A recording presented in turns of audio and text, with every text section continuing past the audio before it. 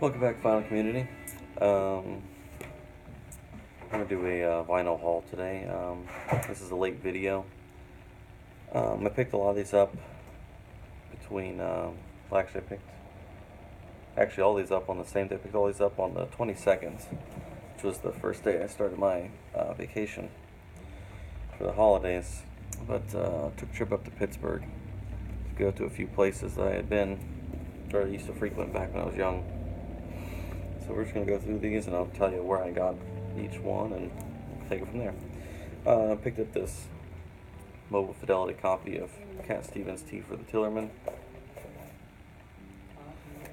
It's in the case isn't that great a shape, but the disc is fantastic. It's got all the paperwork and everything with it. And I picked it up for, I think it was $12 or $15. This is an upgrade for my Beatles collection. This is first press revolver in the shrink with the inner sleeve, virtually unplayed. Picked that up for $25. I got those at Eyez Entertainment. It's downtown Pittsburgh.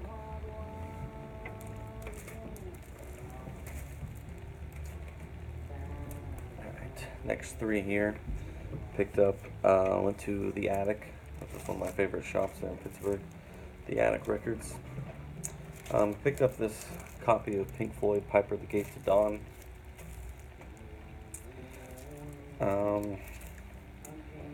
It's an Italian pressing, later Italian pressing, but I'm not sure if it's a boot or not. From what I can find out, that the boot is basically identical to the original. And it was in the shrink sealed, but I did open the side of it because I didn't want to listen to it. But, unplayed because I opened it. It was basically new.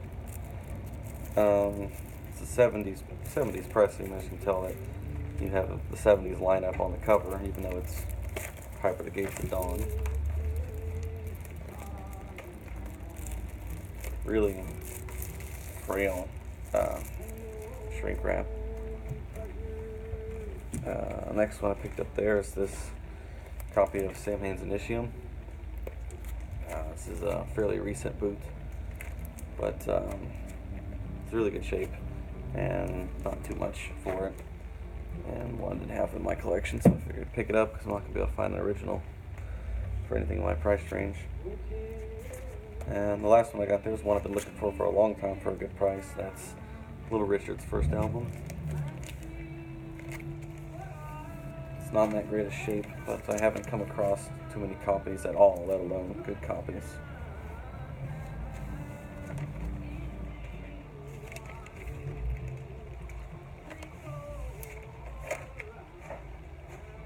But it's a nice placeholder until I can get a really nice copy.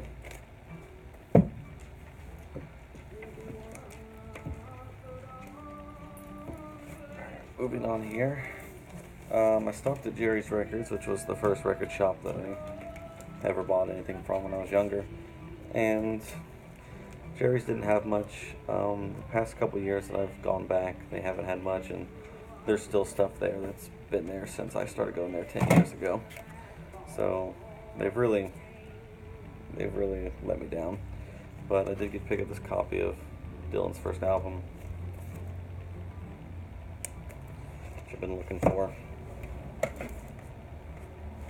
That was the only thing I got at Jerry's. The next place we went to, which was actually the last place we stopped at, was the Exchange there in Squirrel Hill by Jerry's. I picked up this Jack White 7-inch, which is You're the Sunshine of My Life, the Electric Mayhem, just the black vinyl version. And this double LP set of hymns, Razor Blade Romance, pink vinyl.